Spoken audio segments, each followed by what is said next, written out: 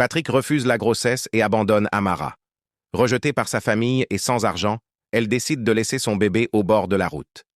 Quelques minutes plus tard, un homme nommé Daniel découvre le nouveau-né et décide de le sauver. Partie 3. Le lendemain matin, Daniel se réveilla brusquement en entendant les pleurs du bébé. Pendant quelques secondes, il regarda autour de lui sans comprendre, puis ses yeux tombèrent sur le petit panier placé près de son lit. Le nourrisson bougeait doucement sous sa couverture. Daniel se leva rapidement et prit le bébé dans ses bras avec plus d'assurance que la veille. Même s'il était encore maladroit, quelque chose avait changé. Le silence de la maison n'était plus le même. Pour la première fois depuis des années, cet endroit semblait vivant. Daniel emmena le bébé dans la cuisine et tenta de préparer un autre biberon. Cette fois, ses gestes étaient plus calmes.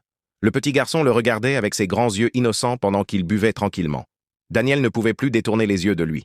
Un léger sourire apparut sur son visage fatigué. « Tu es courageux, petit ?» Après avoir nourri le bébé, Daniel s'assit près de la fenêtre avec lui dans les bras. La lumière du matin éclairait doucement le visage du nourrisson. Daniel réfléchissait profondément. Il savait qu'il devait prévenir les autorités. C'était la chose normale à faire. Mais au fond de lui, une peur étrange grandissait.